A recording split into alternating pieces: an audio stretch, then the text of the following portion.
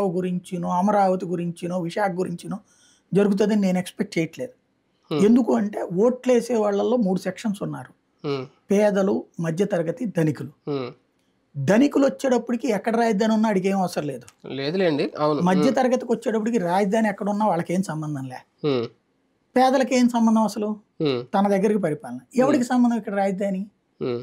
రాజకీయ నాయకుడికి సంబంధం. అంటే ప్రజలకు సంబంధం లేకపోయినా డెవలప్‌మెంట్‌లో ఒక కీలక యాస్పెక్ట్‌కి సంబంధించి ఏం చెప్తారు ఎన్నికలకు ముందు? తర్వాత ఎవరు మాట్లాడరు, ఎవరు అడగరు, వీళ్ళు కూడా మాట్లాడరు. అదైతే చూస్తారు నేను కదా చెప్పే పాయింట్ ప్రజలలో చర్చకి తప్పించి దాని ఆధారంగా ఓట్లేస్తారని నేను అనుకోను అంటున్నా. హ్మ్. ఇప్పుడు ఆ లెక్కనైతే గనక 2014లో పొరపాటున కూడా తెలుగుదేశానికి ఓటేయకూడదు. ఎందుకని?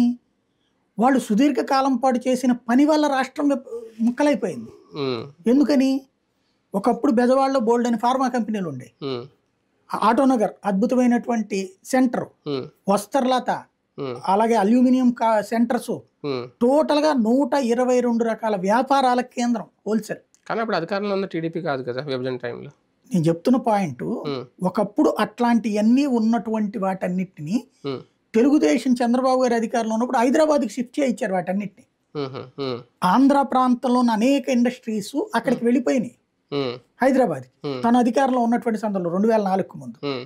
ఆ విధంగా మొత్తం కేంద్రీకృత అభివృద్ధి చేసింది చంద్రబాబు హైదరాబాద్ హ్మ్. కదా! హ్మ్. 2014 ఎందుకు విడిపోయింది అసలు రాష్ట్రం? హ్మ్. 2004 తర్వాత ఏంటి గొడవ 2009 నాటికి? హ్మ్. మొత్తం ఒకే చోట కేంద్రీకృత అభివృద్ధి.